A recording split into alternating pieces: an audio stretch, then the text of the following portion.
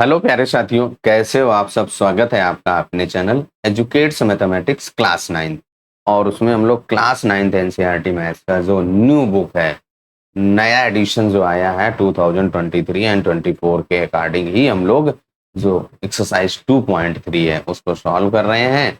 और इस एक्सरसाइज का एक्सप्लेनेशन और क्वेश्चन नंबर 1 हम लोग पिछले वीडियो में सॉल्व कर चुके हैं। उसका लिंक आपको आई बटन पे मिल जाएगा, चैनल की प्लेलिस्ट में मिल जाएगा। आपने अगर अभी तक नहीं देखा है और आप हमारे चैनल पर पहली बार है तो वहां से जाकर के देख सकते हैं। एक चीज और, अगर आपने भाई चैनल को सब्सक्राइब नहीं किया है तो चैनल को सब्सक्राइब कर लें, छोटा सा काम है, जिससे कि आपको आने वाले वीडियो का नोटिफिकेशन भी प्राप्त हो सके। चलिए बिना किसी देर के दूसरे प्रश्न में आते हैं और गुणनखंड प्रमेय लागू करके बताइए कि निम्नलिखित स्थितियों में से प्रत्येक स्थिति में जी एक्स पी एक्स का एक गुणनखंड है या नहीं। तो उसके लिए आपने जो पहला प्रश्न भी सॉल्व किया था वही नियम गुणनखंड प्रमेय का जो है पालन करना है। तो पहले देखिए, आपका जो पहला भाग है पी एक्स बराबर 2x की घात 3 धन x की घात 2 माइनस का 2x माइनस का 1। अब यहाँ पे जी एक्स बराबर x धन 1 है, तो सबसे पहला हमारा काम है जो जी एक्स है उसका एक शून्य ज्ञात करेंगे। प्रत्येक भाग में, हर सवाल में, जो पहला दूसरा तीसरा तीनों भाग में है, सभी में क्या करिएगा, जी एक्स का शून्य ज्ञात करिएगा। जी एक्स का शून्य कैसे ज्ञात करेंगे, जी एक्स बराबर 0 कर दीजिए और वहां से आपका एक रैखिक समीकरण प्राप्त होगा। रैखिक समीकरण को हल कर लेंगे। जैसे पहले भाग में आपका यक्ष धन 1 बराबर 0 है, तो यहाँ से यक्ष बराबर -1 आ जाएगा। यक्ष का मान आ गया। अब ये यक्ष बराबर -1 पी एक्स में रखिए। अगर वो आपका पी ए बराबर 0 जिसे कहते हैं, यानी p-1 बराबर 0 आ जाता है, तो हाँ, जी एक्स पी एक्स का एक गुणनखंड है। और अगर 0 नहीं आता है तो ना हो जाएगा, नहीं होगा जी एक्स पी एक्स का एक गुणनखंड। इतनी प्रक्रिया को आपको पालन करते हुए ही प्रश्न को सॉल्व कर लेना है। चलिए प्रश्न को नोट करते हैं भैया। प्रश्न हम लोगों का नोट हो गया है। पी एक्स बराबर 2x की घात 3 धन x की घात 2 माइनस का 2x माइनस का 1 और जी एक्स आपका x धन 1 है। तो अब हमें इसको हल करने के लिए सबसे पहले आपको क्या करना है, इस जी एक्स का एक शून्य ज्ञात करेंगे। तो यहाँ पे लिख देंगे जी एक्स का शून्य ज्ञात करना है भैया। तो जी एक्स का शून्य ज्ञात करने के लिए जी एक्स बराबर 0 करना पड़ता है। जी एक्स का मान क्या है भैया, यक्ष धन 1 है बराबर 0। इसको आप हल कर दीजिए। यक्ष बराबर -1 अभी आपको बताया था, यक्ष बराबर -1। अब यहाँ पे लिख दीजिए यक्ष बराबर -1 पी एक्स में रखने पर, यक्ष का मान पी एक्स में रखेंगे, पी एक्स में रखने पर तो रख दीजिए भैया। तो क्या हो जाएगा, सबसे पहले पी एक्स को तो नोट करो, क्या है भैया 2x की घात 3 और धन x की घात 2 माइनस का 2x और माइनस का 1। अब आप यहाँ पे p-1 निकालेंगे, 2 माइनस 1 की घात 3 ये तो है, और फिर धन 1 की घात 2 माइनस 2 गुणे माइनस का 1 और फिर माइनस का 1। अब यहाँ पे देखिए, इसको केवल और केवल हमें हल करना रह गया है। 2 और ब्रैकेट में -1 की घात 3 है तो वो आपका ऋणात्मक आएगा। ऋण के 1 और 2 का गुणा करेंगे तो आपका माइनस का 2। फिर यहाँ पे 1 की घात 2 है, इसका मान धन का 1 आ जाएगा। यहाँ पे ये देखिए -2 -1 का गुणा करिए, माइनस माइनस प्लस हो गया और माइनस का 1 अंतिम में वैसा ही लिख दिया। अब इसके बाद आप यहाँ पे और सॉल्व करेंगे तो देखिए आपका p-1 आया। p-1 बराबर, ये देखिए आपका ऋणात्मक है, ये ऋणात्मक है, तो ये -3 हो जाएगा। यहाँ पे मध्य पद में ये जो लिखा हुआ है ये दोनों धनात्मक है, तो धन का 3 आ गया। एक धन का 3 एक ऋण का 3 कट जाता है, तो p-1 बराबर 0 आ गया। जब आपका 0 आ गया तो यहाँ से क्या पता चल गया कि हाँ, ये आपका एक गुणनखंड है। लिख देंगे अतः गुणनखंड प्रमेय के अनुसार जी एक्स पी एक्स का एक गुणनखंड है। पहला भाग हम लोगों का हल हो गया है। अब आ जाते हैं भैया दूसरे भाग पर। दूसरा भाग आपका क्या कह रहा है, पी एक्स बराबर x की घात 3 धन 3x की घात 2 धन का 3x धन का 1 और जी एक्स हम लोगों का x धन 2 है। तो यहाँ पे भी आपको एक जी एक्स का शून्य ज्ञात करना पड़ेगा। वहां से एक रैखिक समीकरण जी एक्स बराबर 0 करेंगे, एक रैखिक समीकरण प्राप्त होगा। रैखिक समीकरण को हल करके x बराबर -2 आएगा। x बराबर -2 इस पी एक्स में रखेंगे और 0 आए तो हाँ, अन्यथा नहीं। दूसरे प्रश्न में भी हमें वही प्रक्रिया अपनानी है, x की घात 3 धन 3x की घात 2 धन 3x धन 1। ये हमारा एक px दिया गया है और ये आपका gx है। gx का सबसे पहले शून्य ज्ञात करिए। gx का शून्य ज्ञात करने के लिए यहाँ पे लिखेंगे gx का शून्य। तो gx का जब शून्य ज्ञात करेंगे तो क्या हो जाएगा, gx बराबर 0 के होगा और gx का मान x धन 2 है और वो बराबर 0। एक आपका रैखिक समीकरण प्राप्त हो गया। इस रैखिक समीकरण को हल करने पर x बराबर -2 प्राप्त होगा। इसका मतलब क्या हुआ, जो आपका gx का शून्य माइनस का 2 है और इस -2 को आप px में रख दीजिए। तो वही लिख दीजिए x बराबर -2 px में रखने पर, जब आप px में रखेंगे और वो मान अगर आपका 0 के बराबर आ जाता है तो हाँ कह देंगे कि gx px का एक गुणनखंड है, और अन्यथा नहीं तो यहाँ पे लिख दीजिए भैया। px को पहले नोट कर लो। px बराबर क्या है, x की घात 3 और धन के 3x की घात 2 धन का 3x और धन का 1। यहाँ पे p-2, क्योंकि x की जगह पे माइनस का 2 रख रहे हैं भैया, तो -2 की घात 3 धन 3 और ब्रैकेट में -2 की घात 2 और फिर धन 3 गुणे -2 और धन का 1। क्यों, हमने x की जगह पे -2 रख दिया, x को -2 से बदल दिया है। अब आप इसको हल कर लीजिए भैया। जो आपका -2 की घात 3 है, इसका मतलब क्या, -2 गुणे -2 गुणे -2, इसको 3 बार गुणा करना पड़ेगा। 2 दूनी 4 दूनी 8 और माइनस का 8 आ गया, क्योंकि माइनस की घात विषम है तो यहाँ पे भी आप -8 लिख दीजिए भैया। अब इसके बाद धन, यहाँ पे -2 की घात 2, घात माइनस की घात सम है तो धनात्मक आएगा, ऋण चिन्ह को पहले गायब किया। अब 2 की घात 2 का मतलब 2 को 2 बार, 2 दूनी 4, 4 का 3 से गुणा करिए, 4 तिहाई 12 और यहाँ पे एक धनात्मक एक ऋणात्मक तो चिन्ह माइनस का आएगा, 2 तिहाई 6 और धन का 1। अब आप यहाँ पे जो धन के हो उनको एक साथ जोड़िए, ऋण वालों को एक साथ जोड़ दीजिए तो क्या हो जाएगा, देखिए आपका p-2 बराबर, ये आपका ऋणात्मक ये ऋणात्मक, तो माइनस के 8 6 14 होते हैं तो माइनस का 14 आ गया और धन के 12 और 1 जोड़ दीजिए तो 13 आ गया। अब आपका यहाँ पे p-2 का मान क्या आया भैया, ध्यान से देखो, p-2 बराबर -1 आएगा। तो जब आपका ये 0 के बराबर नहीं है तो गुणनखंड में अगर बात करेंगे तो नहीं, वही बात आपको लिख देना है। अतः गुणनखंड प्रमेय के अनुसार gx px का एक गुणनखंड नहीं है। सेम चीज हम लोगों ने लिख दिया कि जो हमारी गुणनखंड प्रमेय कह रही थी कि उसी के आधार पर जो हमारा gx है वो px का एक गुणनखंड नहीं है। आपसे यही तो कह रहा गुणनखंड प्रमेय के लागू करके बताइए कि gx px का एक गुणनखंड है या नहीं, तो भैया जो दूसरा भाग है उसमें आपका आंसर नहीं आएगा। अब आ जाओ तीसरे वाले भाग पर। तीसरे में आपका px क्या दिया गया, x की घात 3 -4x की घात 2 धन का x और धन का 6 और gx हम लोगों का x -3 है। तो चलिए इस प्रश्न को भी नोट करके हल कर लिया जाए। वही प्रक्रिया आपको अपनानी है, gx का एक शून्य ज्ञात करना है, जो शून्य का है वो आप px में रख दीजिए और वो मान अगर 0 के बराबर कर देता है तो हाँ गुणनखंड है और नहीं तो भैया नहीं। तीसरे वाले भाग को हम लोगों ने नोट किया और वही बात जो थी रिपीटेड वाली थी उसको भी सॉल्व कर लिया, gx का शून्य ज्ञात कर लिया। अब आप क्या करिए, x बराबर 3 px में रख दीजिए और px को भैया नोट तो कर लो पहले, तभी तो आप रखेंगे। px बराबर क्या है, x की घात 3 माइनस के 4x की घात 2 और धन का x और धन का 6। अब आप क्या करेंगे, x की जगह पे 3 रखेंगे तो यहाँ पे देखिए आपका p3 बराबर, यहाँ पे x की जगह पे 3 रख दिया, उसकी घात 3 है तो 3 लगा दीजिए, 4 और ब्रैकेट में 3 की घात 2 और फिर x की जगह पे 3 और धन का 6। यहाँ तक अगर आपको कोई भी समस्या हो जरूर बताइएगा, उसको सॉल्व करने की कोशिश की जाएगी। तो अब यहाँ पे देखिए क्या हो जाएगा, 3 की घात 3 का मतलब अभी बताया है, 3 की घात 3 का मतलब 3 को 3 बार गुणा करो भैया। 3 का 3 से गुणा करेंगे तो 9 आएगा, 9 को 3 से गुणा करेंगे 27, 9 तिया 27 माइनस 3 की घात 2 का मतलब 3 को 2 बार गुणा करना, 3 को 3 से गुणा करेंगे 3 तिरका 9 9 को 4 से भी गुणा कर दीजिए, 9 चौक 36 और धन का 3 और धन का 6।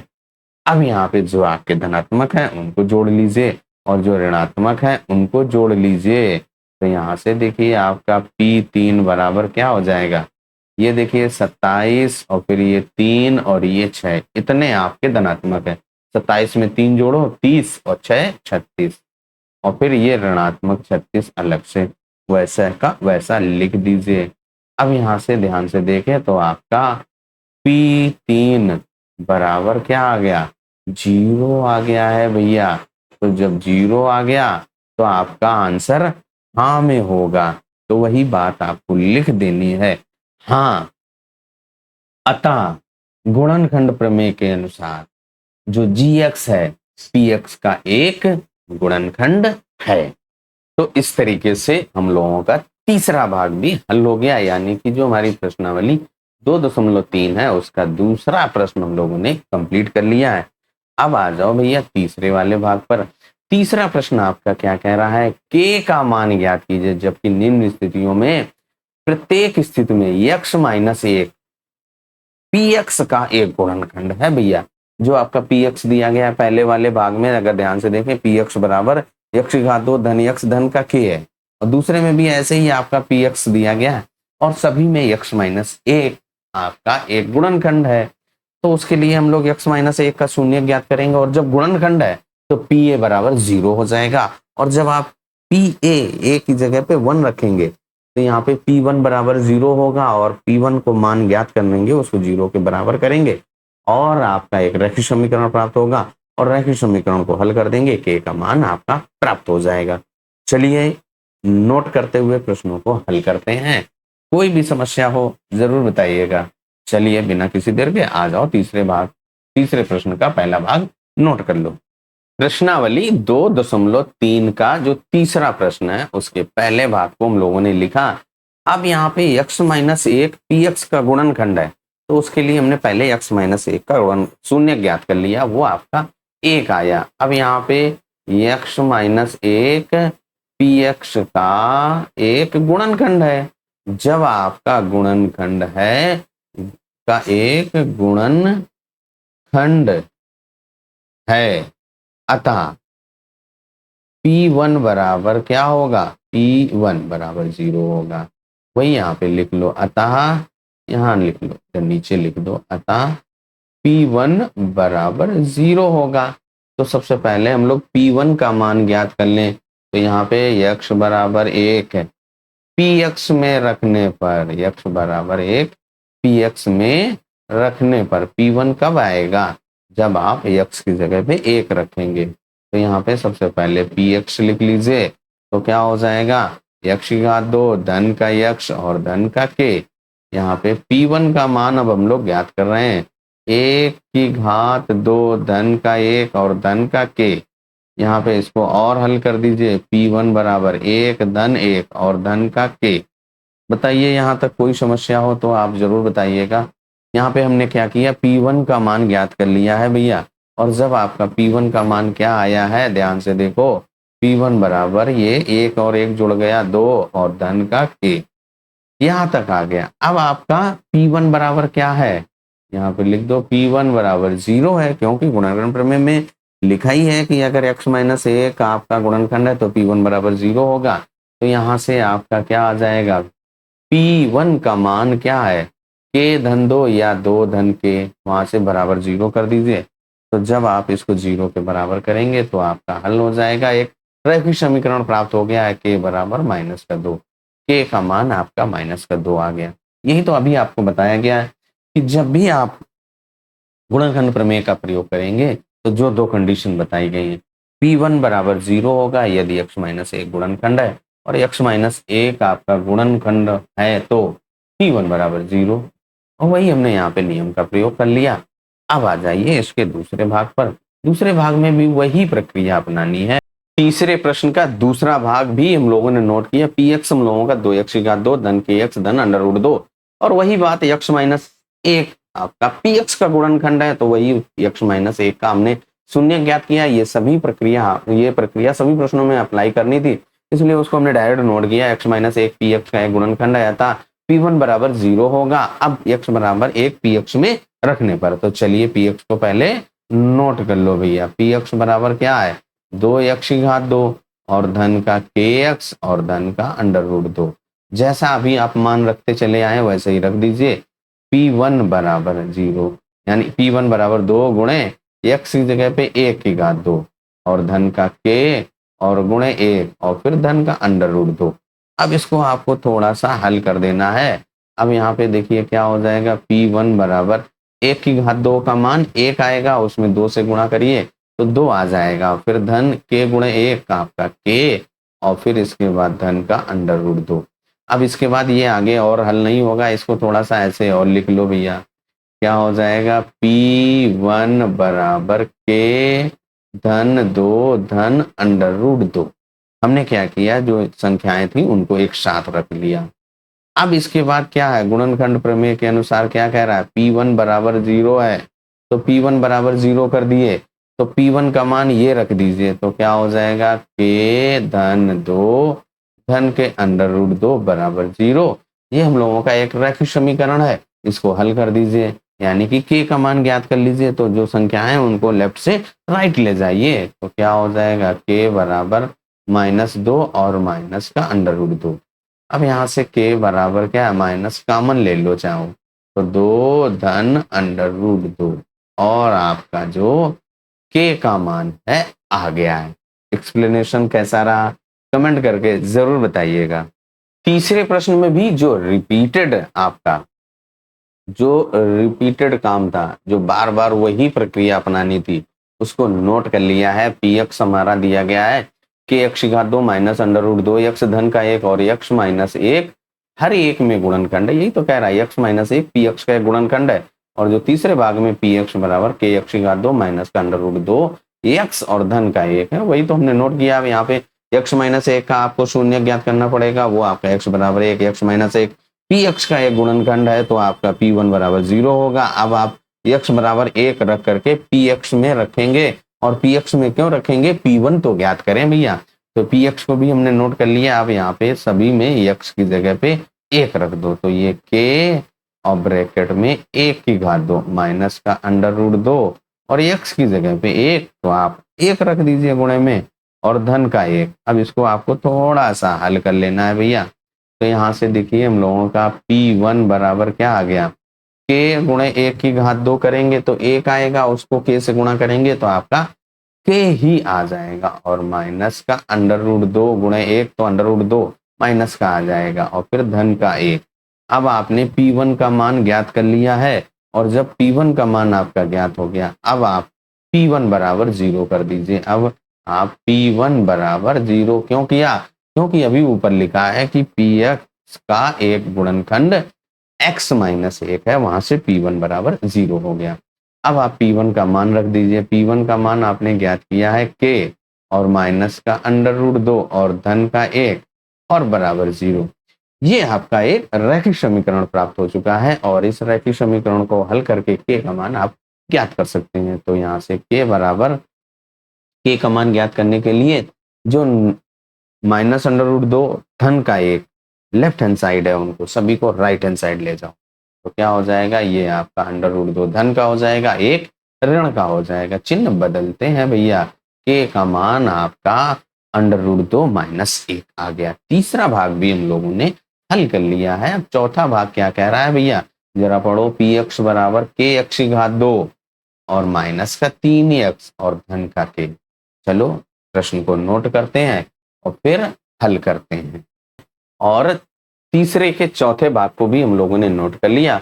वही रिपीटेड वाली जो बात थी उसको बार बार ना लिखना पड़े आपके सामने, तो हमने उसको पहले से नोट कर लिया है। पी एक्स बराबर आपका के एक्स की घात 2 माइनस का 3x और धन का k दिया गया। x माइनस 1 आपका इसका एक गुणनखंड है, तो जब आप x माइनस 1 का शून्य ज्ञात करेंगे तो x बराबर 1 आएगा। अब अगर आपका गुणनखंड प्रमेय में यही कहा जाता है x माइनस 1 अगर px का एक गुणनखंड है तो P1 बराबर 0 होगा, और x बराबर 1 अब हम लोग px में रखेंगे और P1 का मान ज्ञात करेंगे, और इसलिए px को भी नोट कर लिया। अब आप x की जगह पे 1 रख दो, तो P1 बराबर के गुणे यक्स की जगह पे 1 रखा ना, तो यक्स की घात 2 है, 1 की घात 2 हो जाएगा, -3 गुणे 1 और धन का के आपका वैसा का वैसा लिख लिया। अब आप थोड़ा सा इसको सॉल्व कर लीजिए। थोड़ा सा सॉल्व करने का मतलब है जो सिंप्लीफिकेशन है उसको करना है। तो यहाँ पे देखिए आपका P1 बराबर 1 की घात 2 का मान 1 होता है और 1 को k से गुणा करिए, वही रिपीटेड आ गया k, और ये 3 गुणे 1 माइनस का 3 और धन का k आ गया। अब इसके बाद आपका क्या होगा भैया, ये देखिए k और k कितना हो जाएगा, 2k हो जाएगा आपका, 2k और माइनस का 3। अब आप यहाँ पे क्या करिए, P1 का मान जब ज्ञात हो गया है तो अब P1 बराबर 0 कर दीजिए। P1 का मान आपने 2k माइनस 3 ज्ञात किया है, 2k माइनस का 3 बराबर 0। एक आपको रैखिक समीकरण प्राप्त हो चुका है और रैखिक समीकरण को हल करना आप पहले से सीख चुके हैं। रैखिक समीकरण को हल करने के लिए आप क्या करना पड़ेगा, 2k जो ये माइनस का 3 है उसको लेफ्ट से राइट ले जाइए, माइनस वाला प्लस हो गया। हमें k का मान ज्ञात करना है, k के साथ जो 2 है उसको हटाइए, तो हटाने के लिए आप k बराबर क्या हो जाएगा, 3/2, ये गुणे में था, लेफ्ट से राइट हो जाएगा तो आपका बटे में हो जाएगा। यही आपका आंसर हो गया। और जो तीसरा प्रश्न है हम लोगों का सॉल्व हो गया। तो आज के इस वीडियो में हम लोग 2 ही प्रश्नों को हल करेंगे, दूसरा और तीसरा हम लोगों ने हल कर लिया है। हमारा एक्सप्लेनेशन आपको कैसा लगा कमेंट करके जरूर बताइएगा। अगर आपने अभी तक चैनल को सब्सक्राइब नहीं किया है तो चैनल को सब्सक्राइब करना, वीडियो को लाइक करना और जरूरतमंद के साथ शेयर करना मत भूलिएगा। चलिए तब तक अपना ख्याल रखिए, स्वस्थ रहिए, मस्त रहिए। मिलते हैं अगले वीडियो में अगले प्रश्नों